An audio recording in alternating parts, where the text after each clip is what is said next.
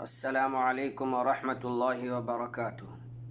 الحمد للہ حمدا کثیرا طیبا مبارکا فیہ، وصلی اللہ علی نبینا محمد وآلہ وصحبہ اجمعین وسلم تسلیما کثیرا۔ مشاہدین کرام و سامعین کرام، جابر بن عبداللہ رضی اللہ عنہ بیان کرتے ہیں کہ اللہ کے رسول صلی اللہ علیہ وسلم نے فرمایا: لا تدعوا علی انفسکم، خود اپنے اوپر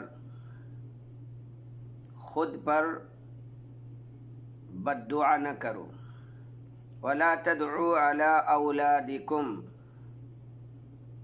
نہ ہی اپنے اولاد پر بد دعا کیجیے، ولا تدعوا علی خادمکم، نہ ہی اپنے خدام پر بد دعا کیجیے، خدام کے لیے بھی بد دعا نہ کیجیے، ولا تدعوا علی اموالکم، نہ اپنے مال کے لیے بد دعا کیجیے، اپنے مال کے لیے بھی بد دعا نہ کیجیے۔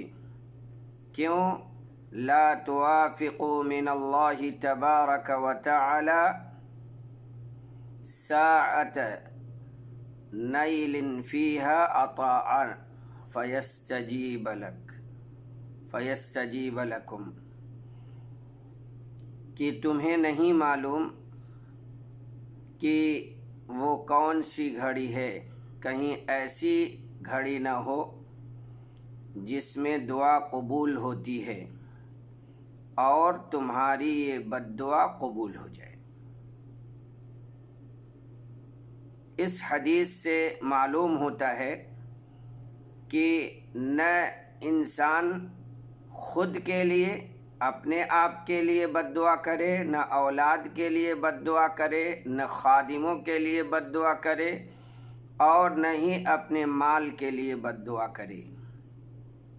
بد دعا کر رہا ہے، ہو سکتا ہے وہ دعا کی قبولیت کا وقت ہو اور وہ بد دعا اس کی قبول ہو جائے۔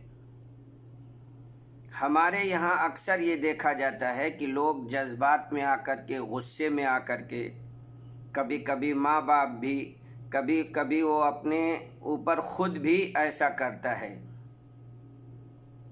بہت سارے لوگ اپنے بیٹوں کو بول دیتے ہیں، یا مائیں ہیں بول دیتی ہیں کہ مر جاتا، گڑ جاتا، پتہ نہیں کہاں سے ایسا بیٹا پیدا ہو گیا۔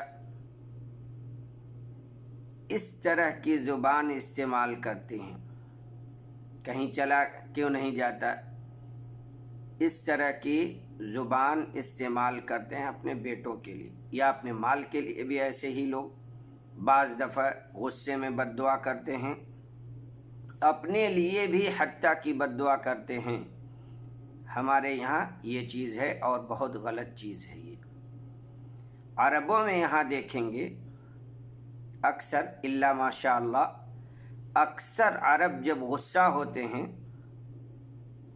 تو کیا کرتے ہیں؟ اعوذ باللہ من الشیطان الرجیم، یا غصہ ہوا کسی سے کوئی تو کسی وجہ سے یا کوئی بات ہے تو بولتے استغفر اللہ،